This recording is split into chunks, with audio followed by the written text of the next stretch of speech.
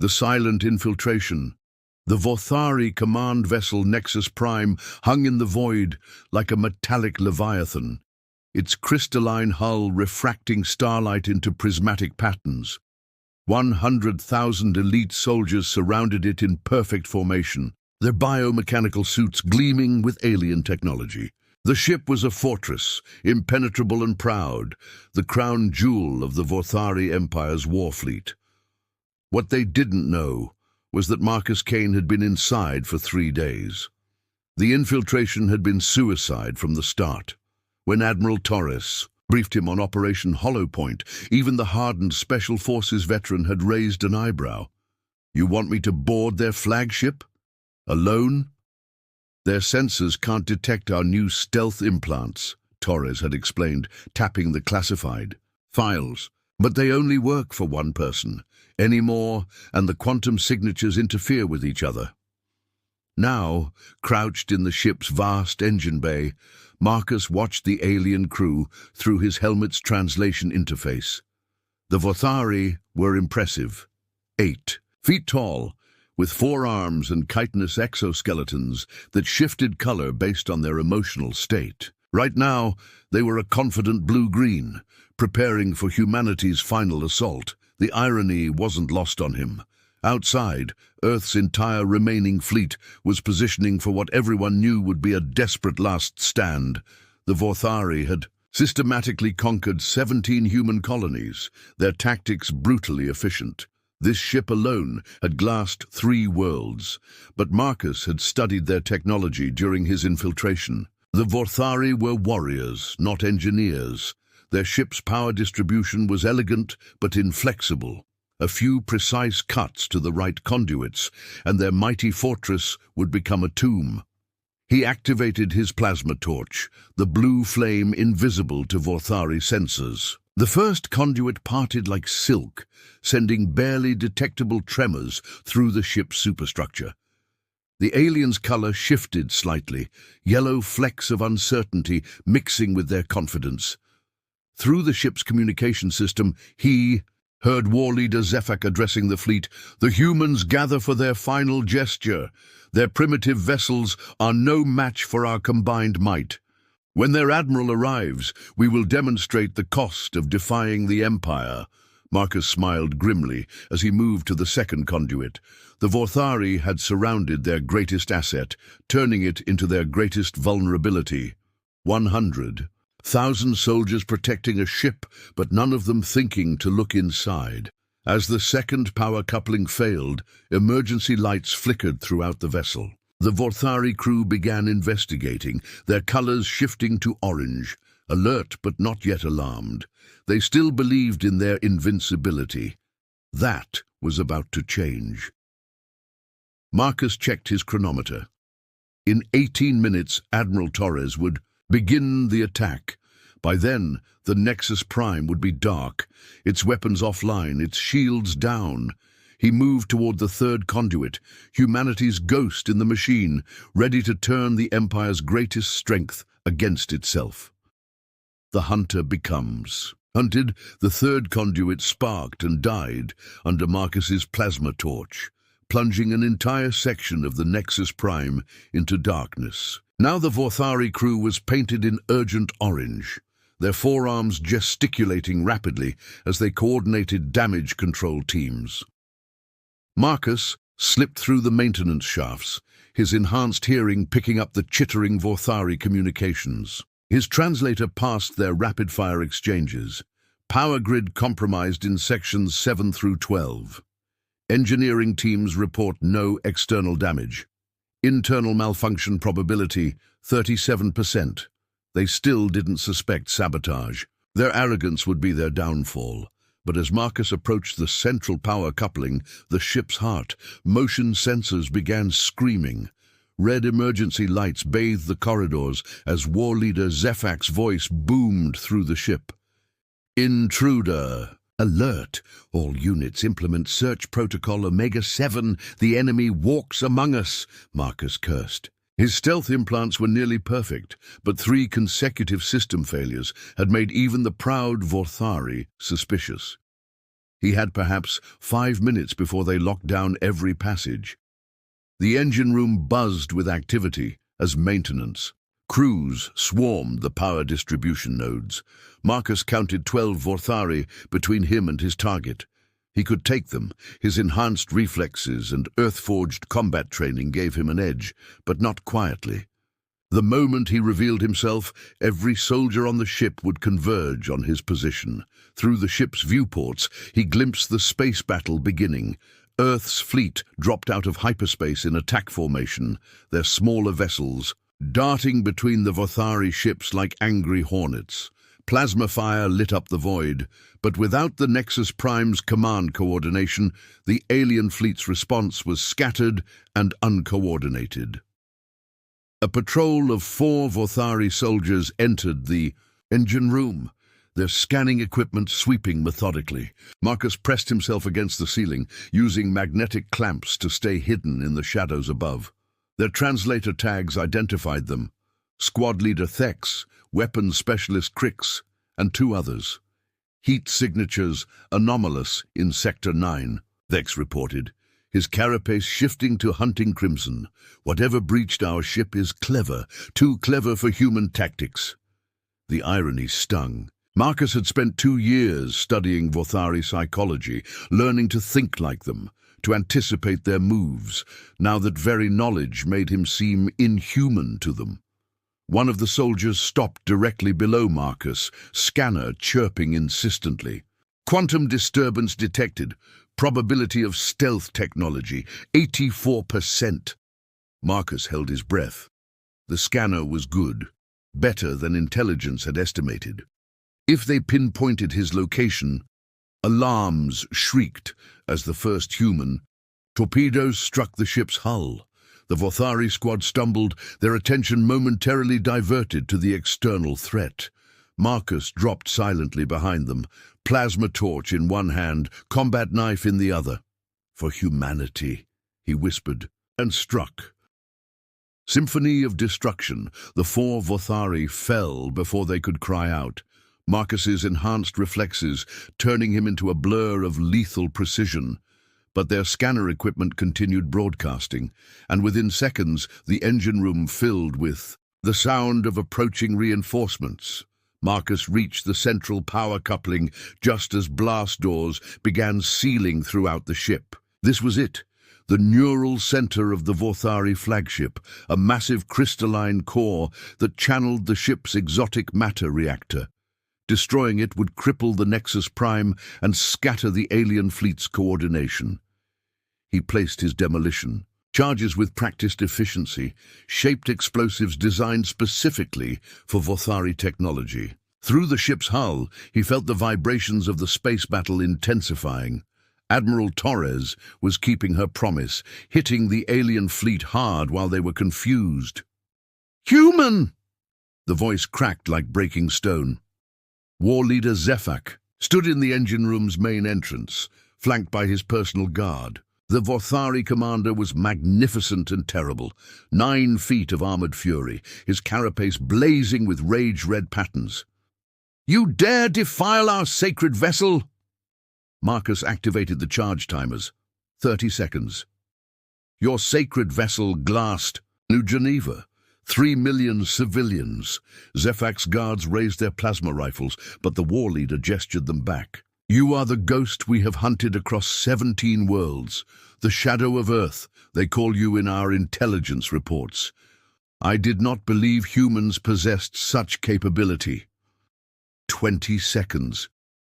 Marcus drew his sidearm, knowing it was useless against Vorthari battle armor, but he'd come too far to surrender now.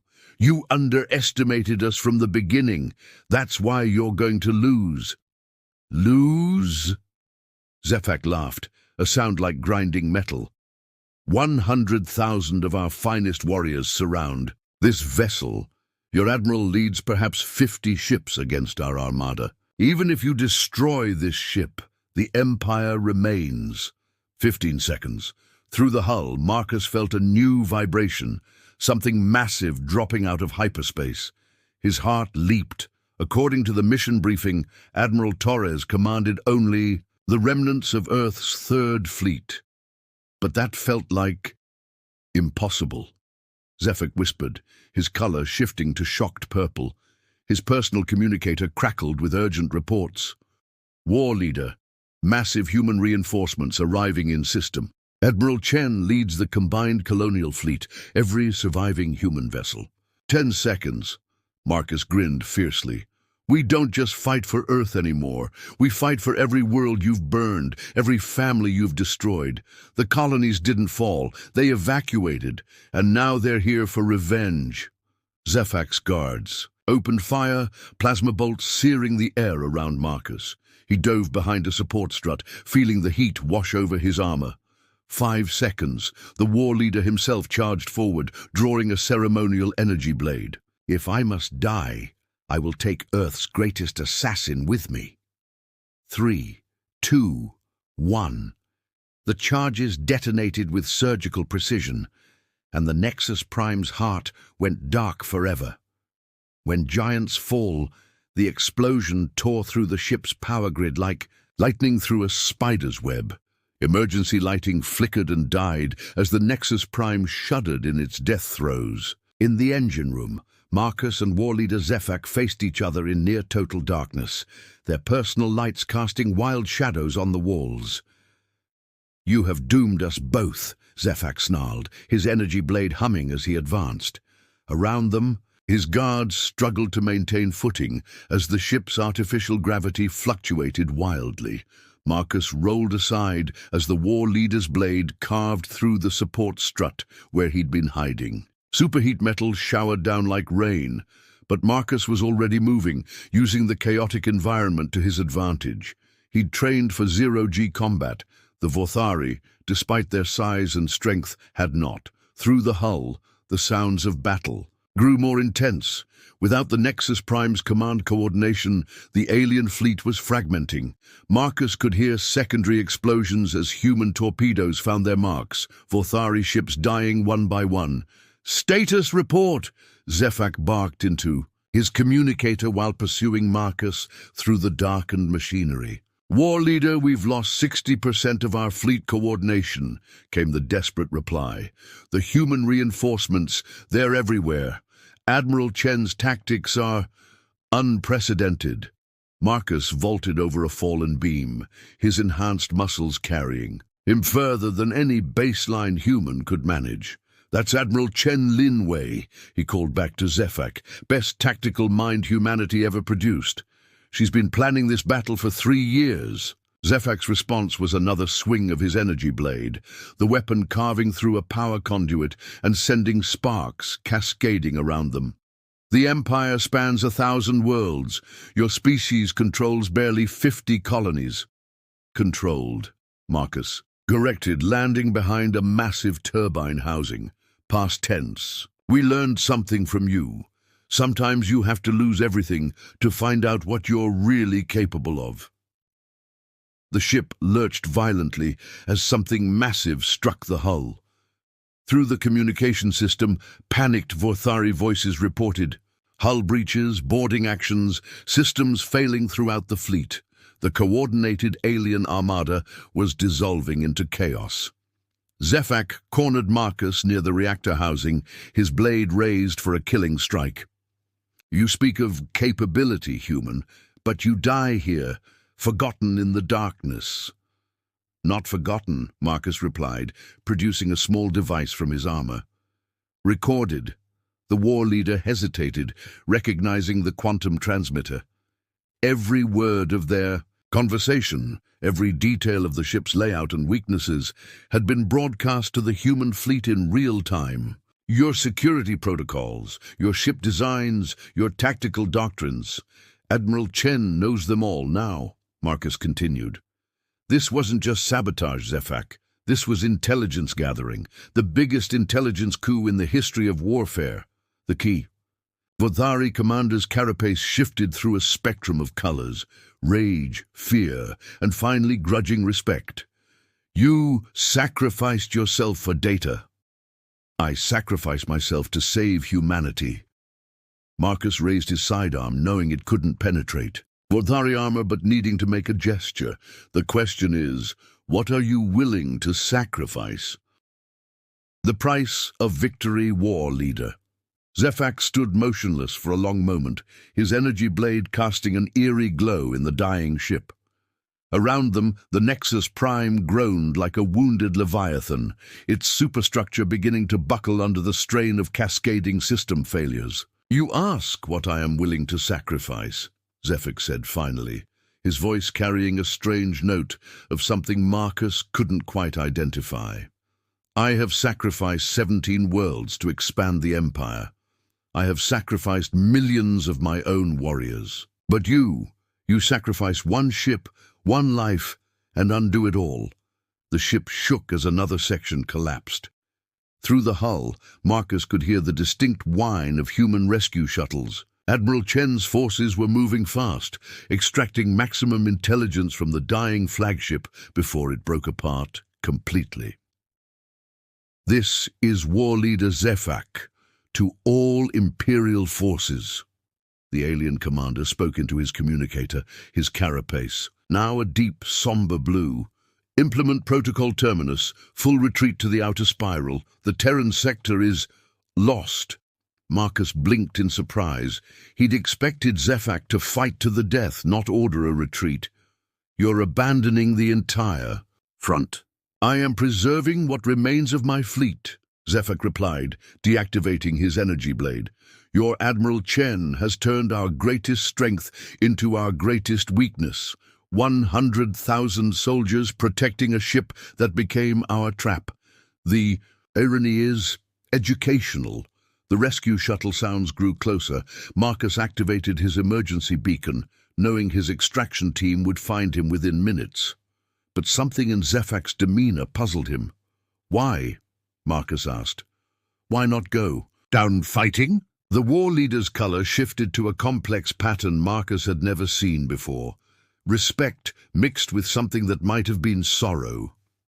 "Because you have taught me something about warfare, human. About sacrifice, about thinking beyond the immediate battle." Zefak accessed his wrist console, entering a series of commands. "I am transmitting our fleet dispositions, supply routes, and strategic assessments to your Admiral Chen. Consider it a warrior's tribute to a superior tactician." Marcus stared. "You're giving us military intelligence? Your own people will consider you a traitor." "My people are dying because I underestimated yours," Zefak replied. "Perhaps it is time the Empire learned humility. Your species fights not just with weapons, but with ideas, with sacrifice that serves a greater purpose."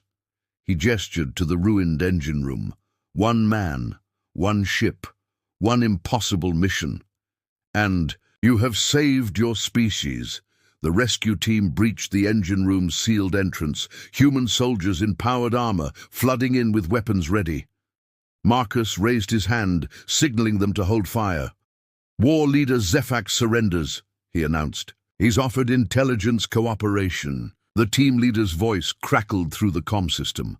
"Admiral Chen's compliments, sir. The Vorthari fleet is in full retreat. Colonial Command estimates we've driven them back at least 50 light years. First major victory of the war." They escorted him to the rescue shuttle. Marcus looked back at the alien commander. Zefak stood alone in the darkness of his dying ship, a figure of dignity in defeat. "This isn't over," the war leader called out. "The Empire is vast. We will adapt." "So will we," Marcus replied. "That's what humans do." The Nexus Prime broke apart 3 hours later, its debris scattered across space, like the fragments of an old empire's certainty. But from its wreckage, a new understanding emerged, that sometimes the greatest victories come not from overwhelming force, but from the courage to be alone in the dark, doing what must be done.